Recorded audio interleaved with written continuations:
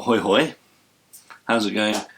I'm still in lockdown, it's still a lock-in lockdown. Sort of a quick one today, as I haven't uploaded any videos in a while. There are literally 7 upstairs on the computer I'm waiting to edit. But of all the things, editing is one I find the most boring. So they're there, but they're waiting, I'm sorry. Cough. Frank the cat, Fernando the fisher here. Maybe I've gone slightly mad being inside, but I have finished a couple of things and these projects are going away to their new owners. So I thought I'd better put them on camera and put them on video before they go off. The first one is the most important one. And there's a lot of people who are going to go, done that, has he? Yes, he has. What he's done is make a Stevie Ray Vaughan replica #1. Now, go and look up on the internet. If you don't know who Stevie Ray Vaughan is spelt Vaughn.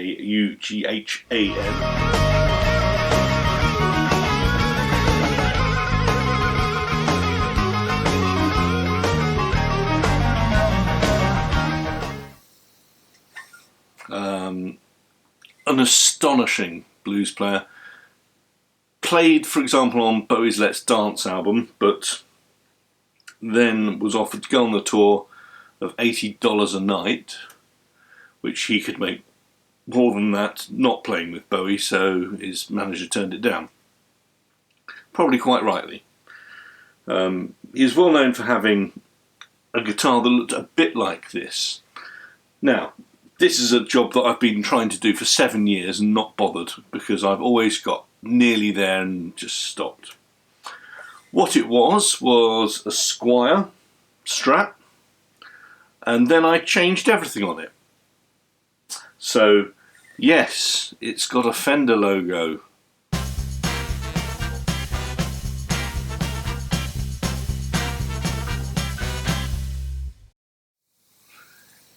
If you're going to be nitpicky about what I've done right and wrong, I'll explain what I've done wrong as well. It's the wrong headstock. These are locking tuners. Yeah. Tuners. Yeah, damn right they are. They're a lot better than the ones he had. Locking tuners are fantastic. I'm putting them on all my guitars. Bone nut.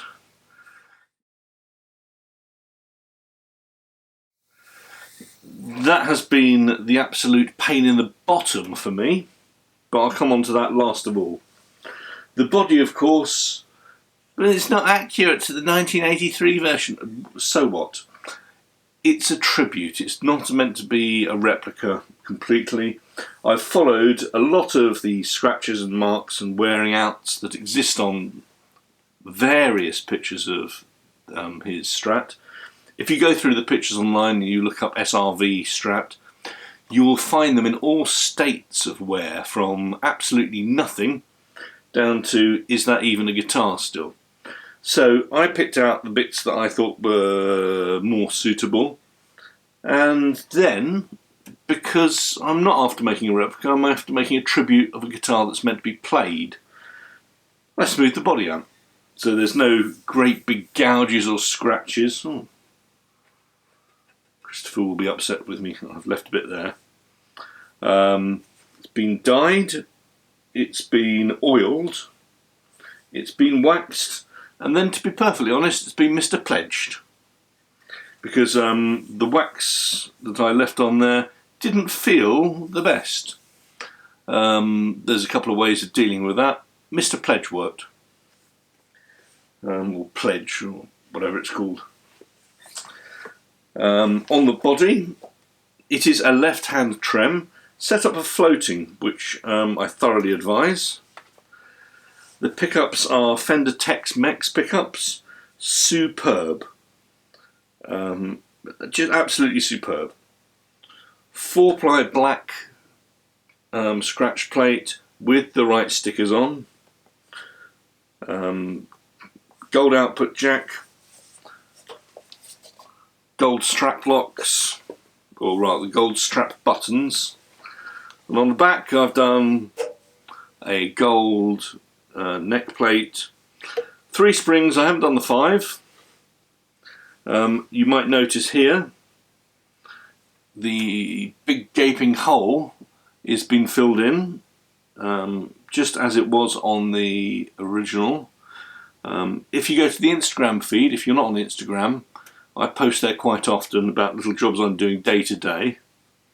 So that was enormous fun, shaping that, fitting it in, and making it disappear and appear. So it's a strange thing, you know. You want it to look right, but you also don't want it to get in the way.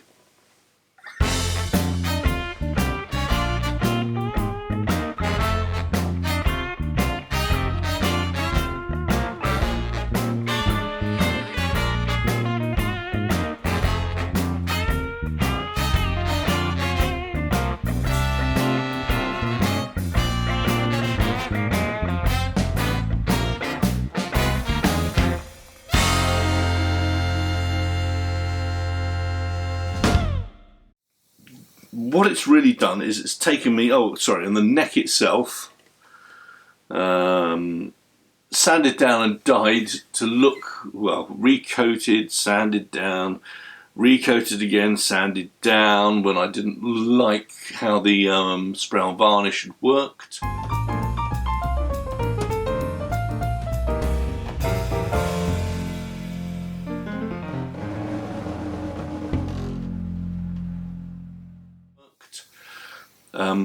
This is Osmo oil, worktop oil, on top of dyes to make it look a lot more warm than it is.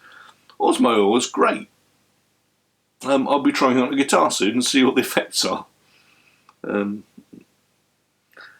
Enormous fun to do all this. It wouldn't have turned out half as well without the Merkur sander, which is really important.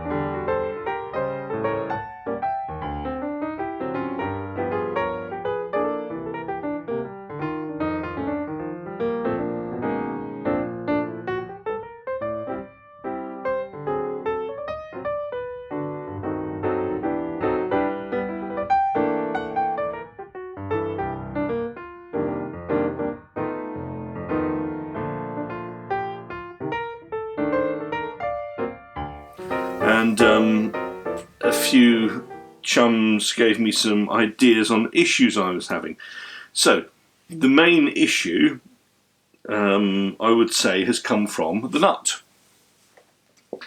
The nut is bone. It's probably the 5th one I've made for this, because I was getting strange harmonics turning up.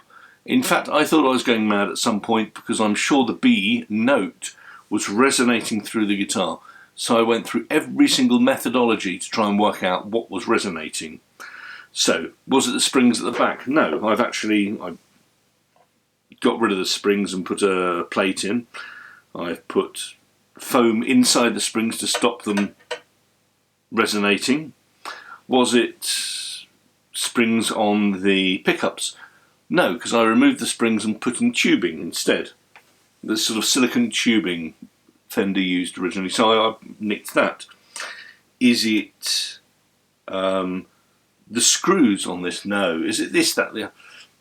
No, it turned out that when you're filing down a bone nut, it's a lot more brittle than you imagine, and even a slight movement left or right when you're trying to make that a parallel smooth slot meant that once I put on my big magnifying glasses, that one of the strings was buzzing because it had far too much room, well, just a little bit too much, and every time you plucked it, it was resonating, and it sounded like it had a lisp. Anyway, more importantly, it's finished. It's got a nice floating setup. What does it sound like?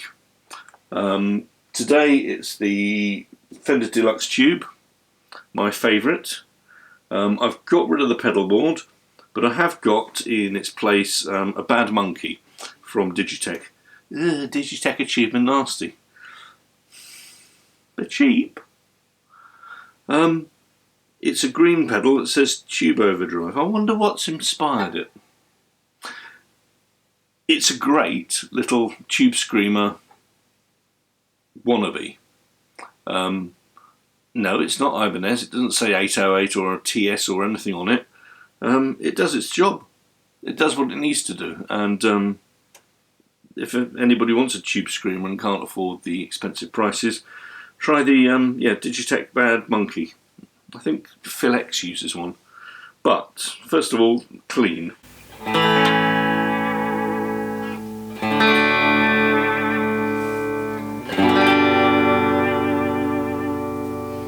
Bridge in the middle.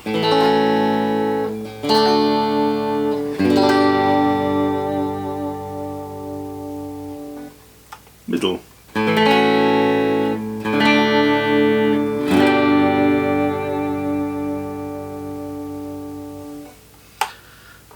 Middle and neck.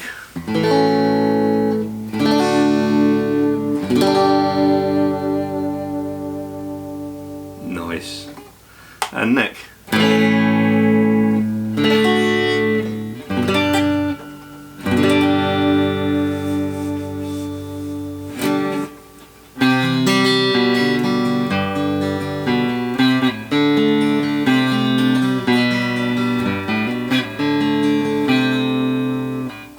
A bit of chorus on there.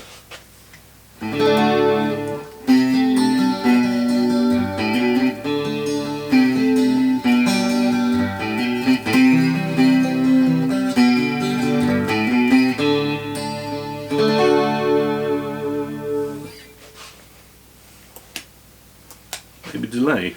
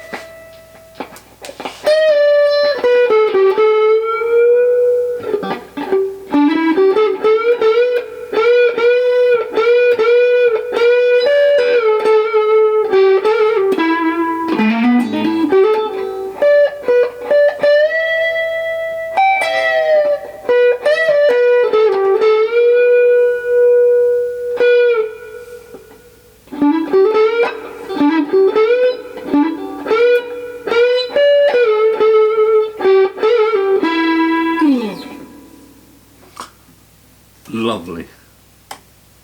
I mean, really very nice indeed, isn't it?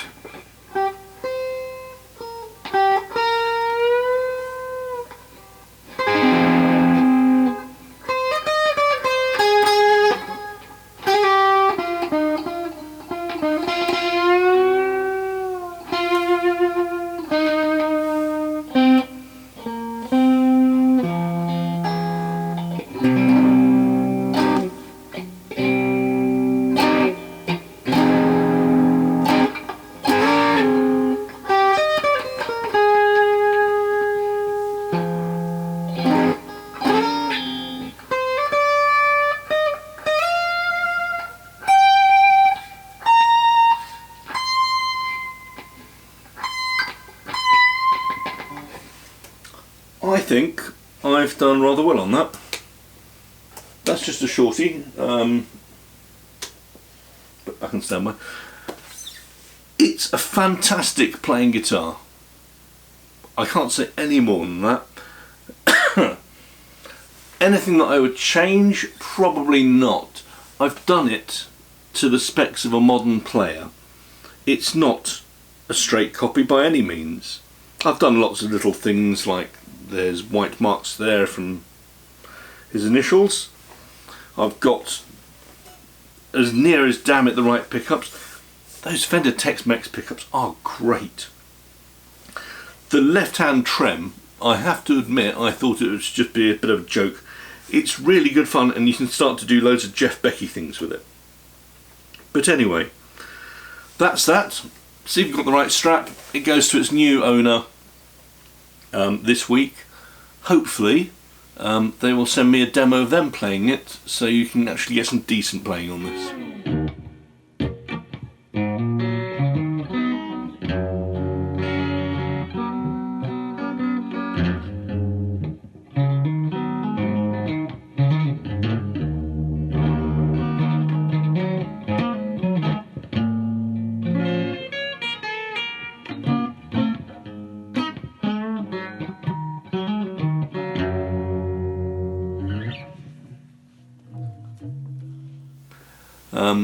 Thanks for watching. I'm going to do a very quick one in a bit on something else. But until then, toodle pip, keep safe, wear a mask, don't be a